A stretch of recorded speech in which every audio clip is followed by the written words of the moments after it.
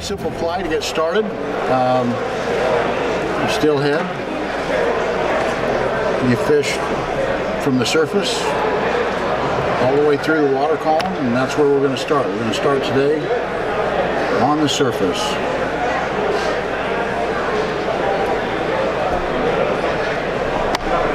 This fly is a very simple fly. That's okay, I just want but very effective. Late in October when you're fishing for steelhead, there's usually a really strong caddis hatch. The big October caddis comes off in good numbers, and actually steelhead do key in on this bug a little bit, but because of the design of this fly,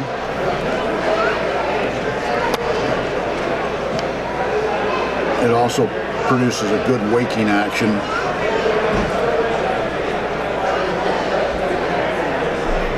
And you can get them right on the surface with it. Fly begins by attaching 3 materials. The body material, which is just an orange yarn, a copper wire, and a hackle. They're all tied in at the butt. Chase the thread forward, trying to trap as many of those fibers as we can.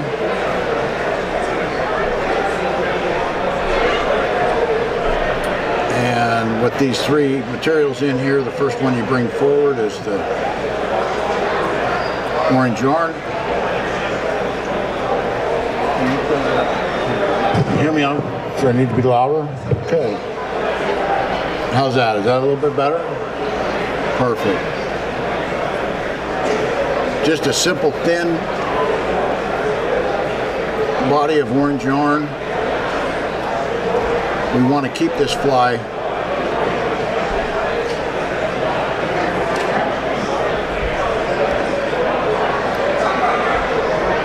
pretty thin in the body.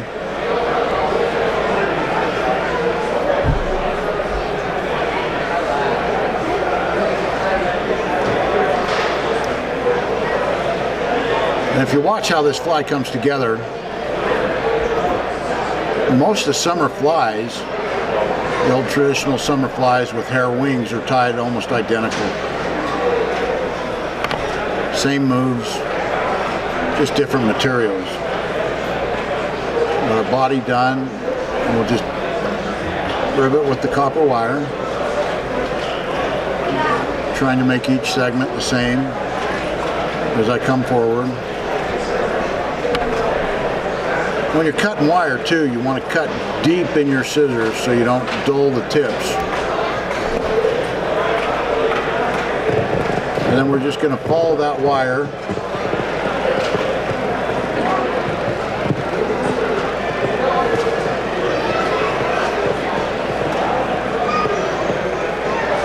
with this dyed orange grizzly hackle. And the hackle does 2 things here. It actually creates a little bit of movement, a little more bulk for the body, but not so bulky that you can't cast it.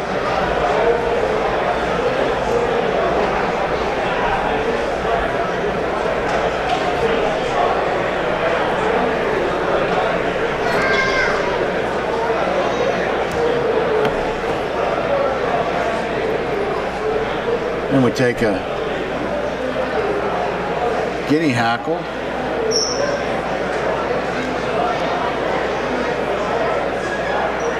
and just a couple turns of guinea for the collar. And what I did there was I pulled the barbs back on the feather, clip the tip off, so I've just got actually what I'm going to put on the hook left on the stem of the feather. I'm just going to wrap that around, pulling back, folding those barbs back on themselves so they flow towards the bend of the hook.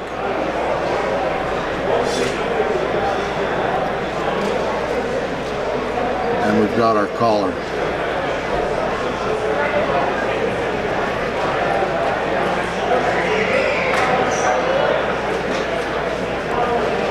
Then to finish this fly, we're just going to put a wing on it, and the wing for this fly is moose hair.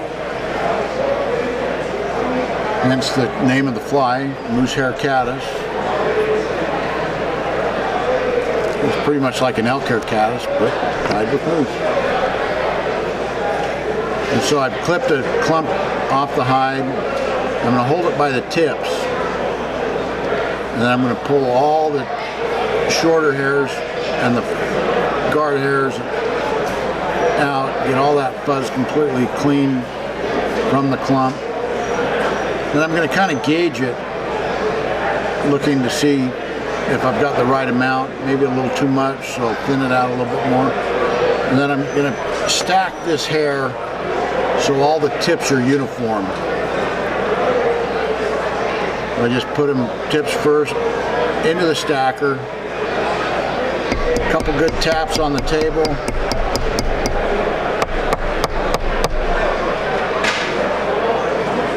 Brings them all in line.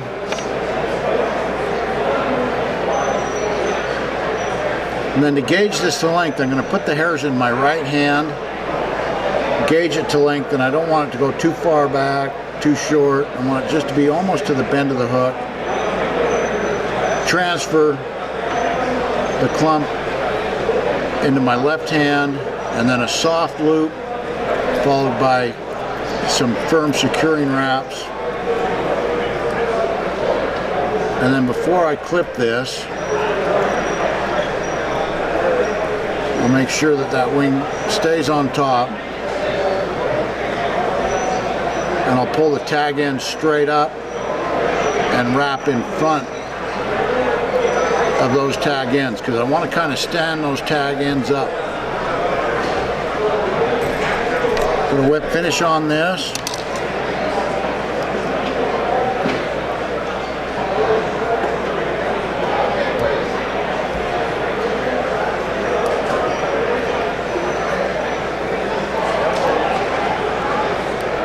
Clip my thread. And then these tag ends actually are what create the wake in the surface when you're swinging this across the surface. So you don't want to cut them too close. You want to leave a little plow out there in front. And then I would hit it now with some Dave's flex coat, flex coat or just head cement to stiffen that up, to get that action that I'm looking for when I'm swinging these across the surface. So that's the moose hair caddis. Very simple skating fly, but very effective. Plus, it puts off a really nice wake. As a standard for summer fish, I use it all over the place, up on the Deschutes, the Snake, Grand Ron, anywhere that, pretty much any of the Columbia tributaries. And you can tie this in virtually any color pattern. The sky's the limit. Nothing holding back here. So the first step is to secure your thread.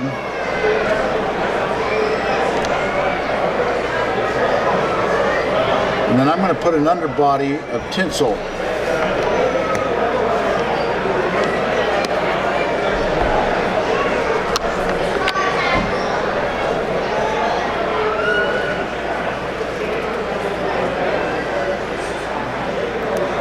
And what this tinsel does is I'll be working with floss, but the underbody of tinsel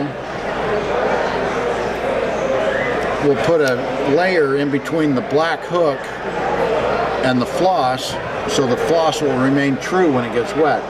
If you were just to wrap floss on this black shank, the floss would turn like I'm gonna tie with a a chartreuse, this chartreuse would almost turn black. So to put an underbody of Alright, so for all of the kids that are under the 500 sign here at the Twin Territory booth, we are giving away the Scientific Angler fly rod donated by the Wasatch Expo and Stonefly Society. So we want to give those guys a big thank you for donating this prize. And then you're also entered in for an awesome Twin Territory t-shirt. There we go. T-shirt. And so we're super excited. Now let's draw the winner, AJ or Cameron. Okay, so the tinsel, I run it back all the way so it's hanging right against the point. And the winner is, check your tickets guys, 609441. And we got a winner, there we go. Nice job, man.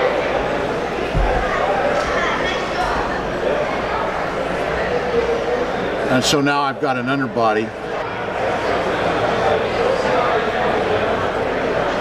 All right. 609445. Maybe we're done with that announcement. Okay. Right here. So we got it. to catch up here, Woo!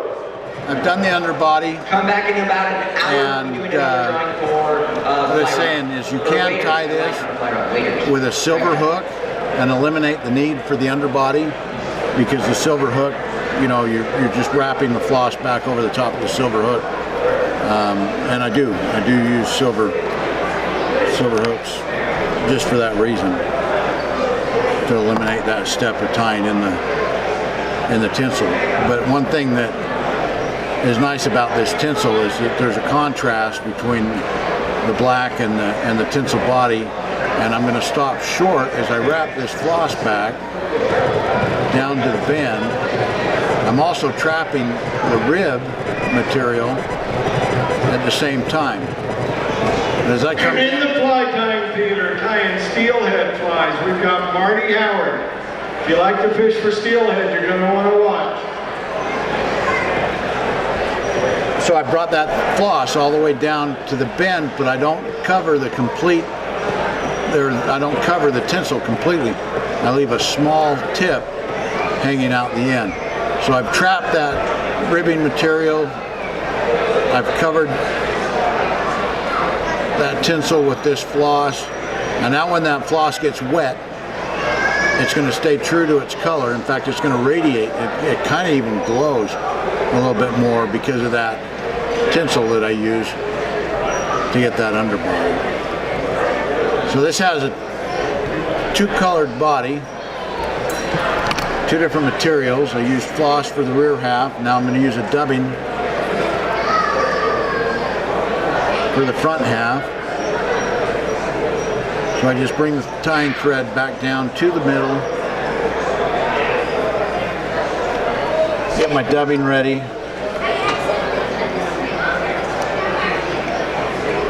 and I need a tool for this, a dubbing twister, which looks like that.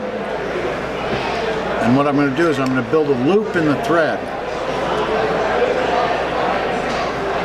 And so now I've got this loop of thread, and I'm going to load this loop of thread with the dubbing.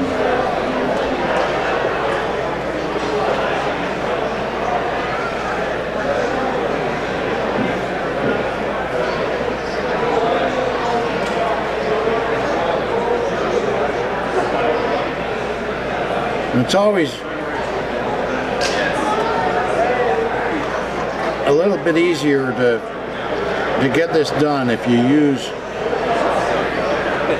just the right amount of material. It's kind of hard to figure it out, but once you get the proportions right, it actually becomes a lot easier to spin these loops with the dubbing in them and make them look right. I don't want to be too overly heavy, but I don't want to be too light as well. So I've loaded that loop.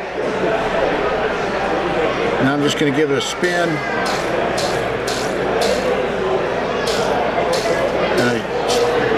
Spin that loop tight, and it traps the dubbing in the loop. Well, it actually makes like a chenille. And then I take Velcro and just relieve any of the dubbing that got trapped as I spun it in the loop.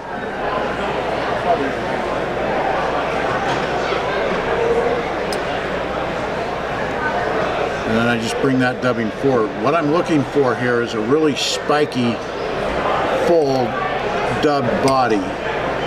If you look how that loop, you know, normally when you're dubbing, you touch dub the material on it, kind of traps it down onto the thread. Well, when you use a loop, you don't trap those hairs down, and you can really get a nice full spiky body. And this material, when it gets full like that, actually makes the fly look bigger than it is when it gets wet, and adds bulk, so the fish has a little bit more to see when that fly's coming through the water. Here again, I go after it with a little bit of Velcro, relieve some more of those trapped fibers, and I've got my body.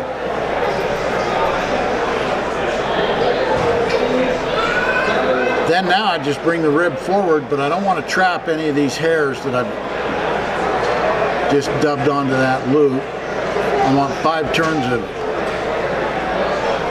tinsel, and the 3rd turn should be right at the joint where the bodies connect. You want to keep those segments the same size, and you want to end with the tinsel on the bottom of the hook. And what this does, we're going to put a wing on this. By putting that tinsel, securing it on the bottom, I've left the top open for my wing. Plus also, when I finish this off, I'll have the wing material going up, and I'll have the tinsel on the bottom, so the head will be symmetrical in shape. You won't get a big bulgy blob on the top. So that's the body. Now the hackle, just a simple flank feather. This is a flank feather off a widgeon duck. I like using duck feathers because they've got a little bit of barring going on, a little modeling. Kind of adds to the fly. But here what I've done is I've stripped all the fuzz off the stem above the portion that I want to tie in, and then I've pulled these fibers back, and to get a tie-in point, I'm just going to clip this so it leaves a little wedge, and that wedge is what I'm tying down to the shank of the hook. And when you tie anything in on these hooks that have a return eye, the wire of the hook comes up and it makes the eye, but instead of clipping the wire off right when it comes back to the hook, they return it a distance down. See if we can see that. There you go. This wire keeps going down the shank, and they clip it off, and it creates this return on the wire. So if you were to tie in the material on top, in that void where the wire is, as soon as you go to pull on it, it comes out. No matter how tight you tie the thread, it always comes out because of that kind of valley in there. So you want to tie all the materials in on the side as you're making these collars. Then again, I'm going to fold the barbs back against the stem, and I'm just going to make a few turns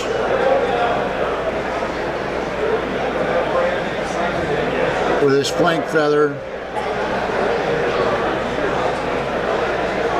trying to butt up each turn as close to the last as possible. And I'm going to trap the stem, and here again I'm trapping the stem on the bottom of the hook.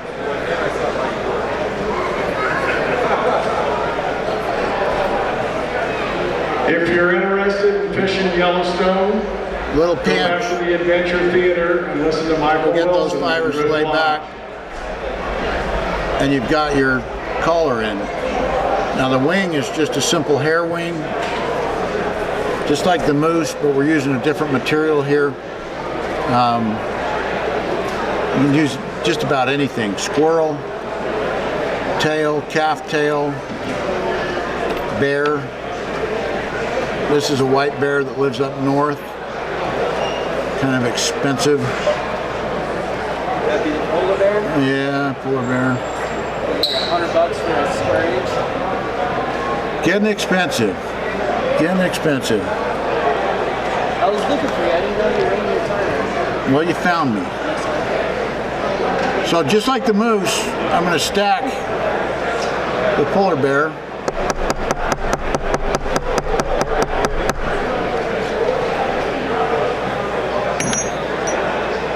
And that's going to create our wing.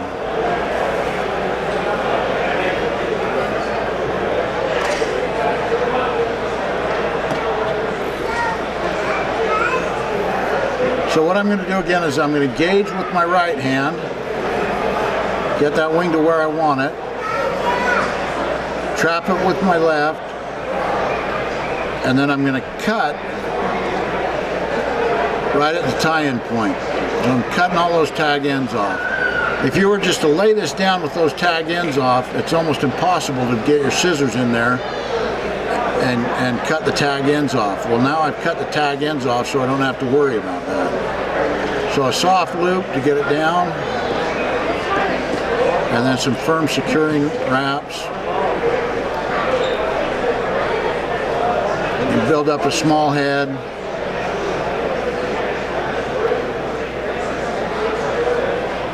And you've just created, I call this fly a,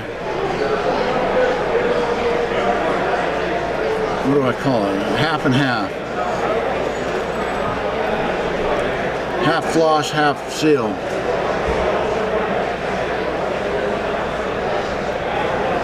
And then it's really important on these flies to cement the heads. I don't have any cement with me right now, but the next step would be to finish with a drop of head cement. So that right there will catch fish anywhere that feeds the Columbia.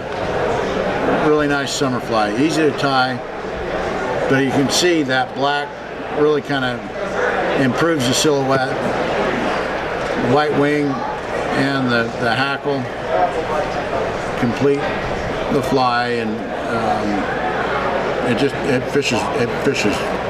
So this one's a little bit more technical. Going back to the dry fly, I would actually tie this on a little bit smaller hook and a down eye. So what I'm going to do is I'm tying a bomber now. This is a spun deer hair fly that you fish on the surface. The thing that you got to remember is you don't want to run any thread on the shank of the hook, because I'm going to use that bare shank to spin my material. First thing that goes in is a short tail of squirrel. So you put your finger there and there, just so simultaneous and the main thing will start. And that's natural squirrel, isn't it? That's natural. Yeah, that's red fox squirrel. It's natural. And then sometimes I strip one side of the feather so there's not as much hackle. Today I'm going to just leave both sides on.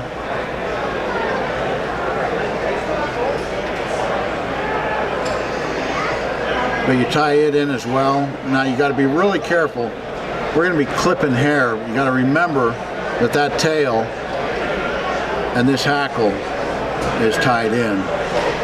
So I'm going to make sure those are secured in nice and tight, and then I'm going to clip them away from the, like normally you'd wrap that thread all the way up. I'm cutting it a little short so when I can spin, or when I start spinning this hair, it's spinning on bare shank. Now it's going to take some work, but I take about a pencil-sized clip of deer hair off the hide.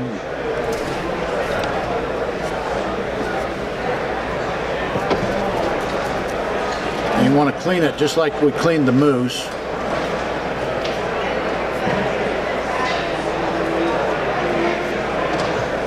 I'll show you what I'm doing. I'm just cleaning it all out, and then I'm going to clip the tips off.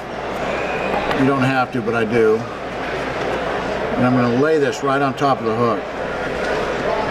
I'm going to take a soft turn, a second turn, and on the bottom pole I'm going to start pulling tight. A third turn gets it to spin around the hook,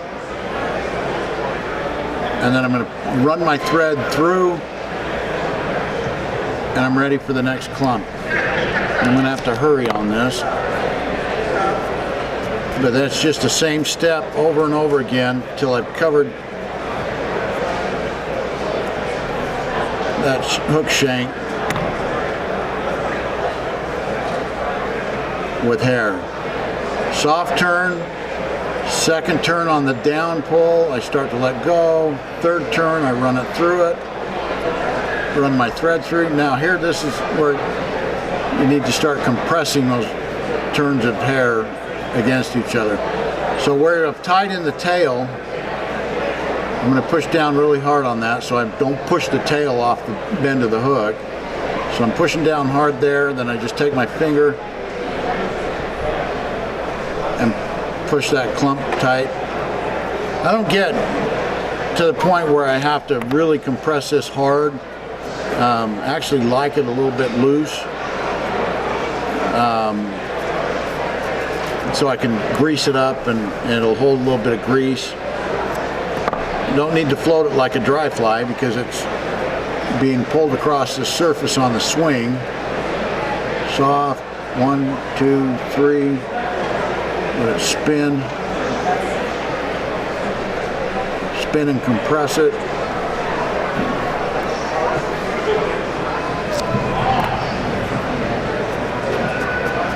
This fly is a fun story. I used to fish.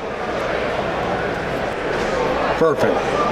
So back to my story. I didn't have the confidence to fish to fish a single dry fly. So I'd fish 2 flies, and it was called a slider. You'd put a bomber on up 3 feet from your point fly and fish the bomber on the surface. But most of the time, 100% of the time almost, you were catching the fish on the point fly. They wouldn't eat the bomber. And then I finally got an eat on the bomber, and it was one of the most incredible experiences that I have ever had steelheading, to see that big steelhead nose come up out of the water and pounce on a dry fly.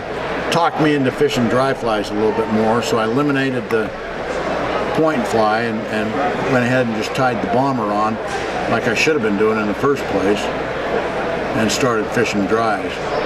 But seeing a steelhead come up for a dry is pretty incredible. So now we've spun our body, and hopefully this works. I was in a hurry, but you can get the idea. Just want to get it on there pretty tight, pretty compressed, but not so tight that it's rock hard.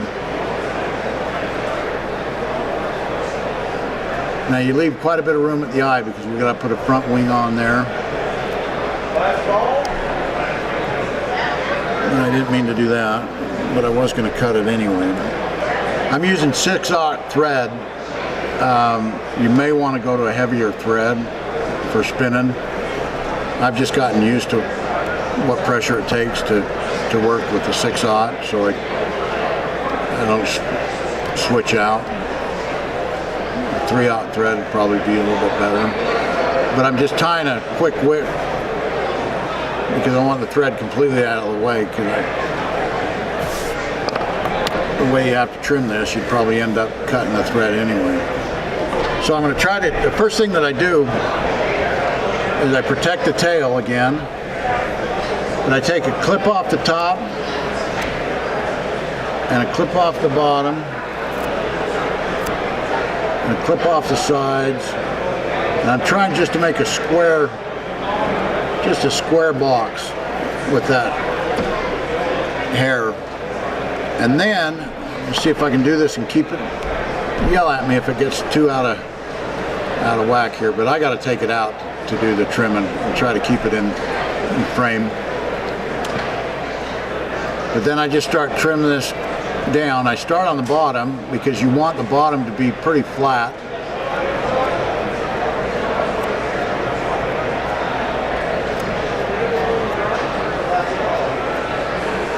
And then I'll clean the top up a little bit.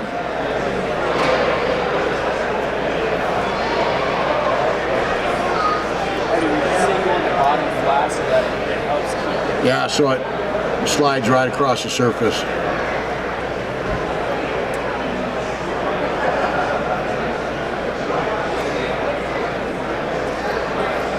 And then I just start to round it.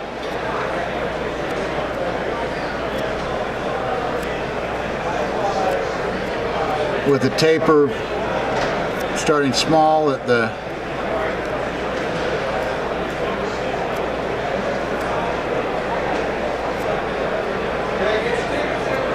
tail end and getting bigger towards the front. I'm not going to spend a whole lot of time on it, but it should give you the idea of the taper. And if you've got a cauterizer,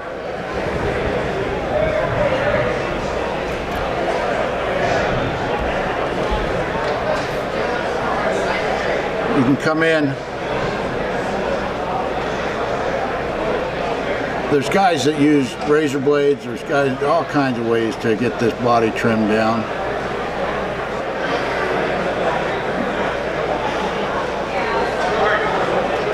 But you can take the cauterizer and clean everything up.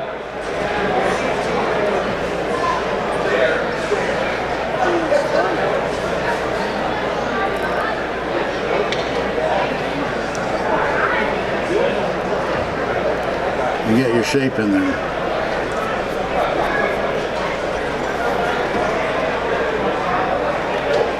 So that'll work.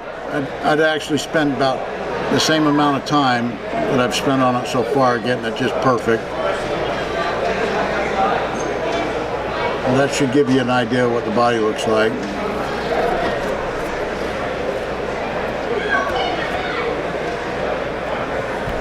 Then we reattach our thread.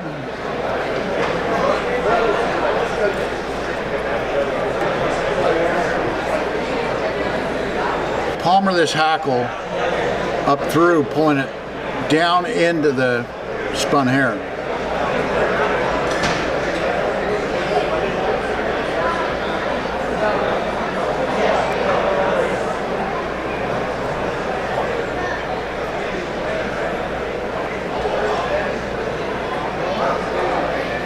Sorry, I got another question. Do you always tie it in when you're wrapping? But what I was trying to do was get them to pinch. Is that for a strictly bomber? Yeah, for the bomber. I was trying to get them to pinch so all of them stuck up instead of some getting trapped underneath. Right. Well, yeah, that's what I thought. It made sense with the deer, with the bomber. Yeah, no, exactly. Because you know, part of that floatability of the fly is going to come from that hackle. So now we want this fly to have a plow just like the caddis. So we're going to tie a wing in.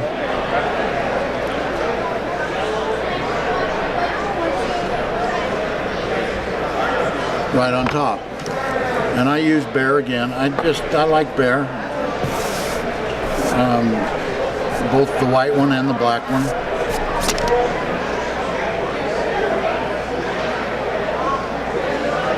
The original pattern actually has squirrel for the front wing.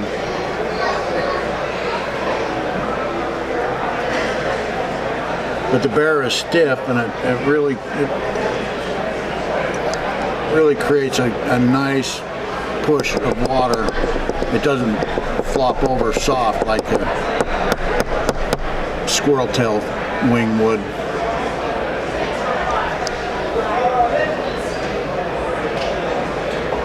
So I gauged the length. This time I'm not going to cut the tag ends. The wing's going to go out facing forward. And I'm going to tie that wing down.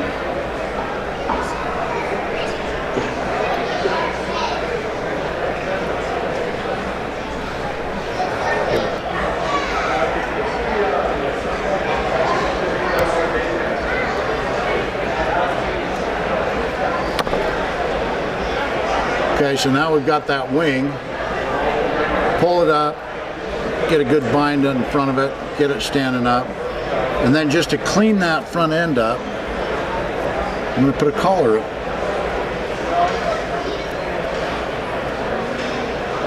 on it.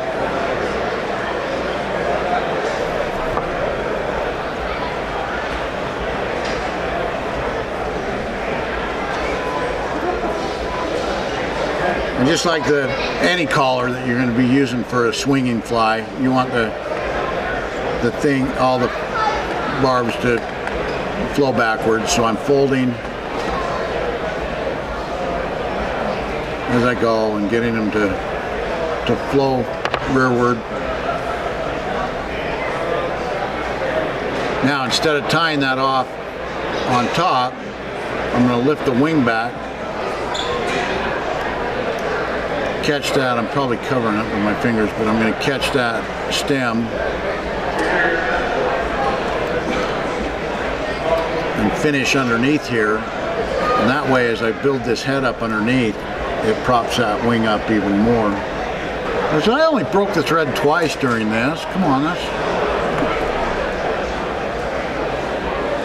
not too bad. All right, put a whip on this, and this one's ready to go. Now, obviously, this fly's tied a little big. That'd actually be really good for BC. It'd be the size I'd fish up in BC, but for the stuff that's drivable from here, it's actually a little big. I'd tie it 2 sizes smaller. All right, so bomber, moosehair caddis, and the half and half. You tie those 3, you can go pretty much anywhere and catch steelhead. Thank you much.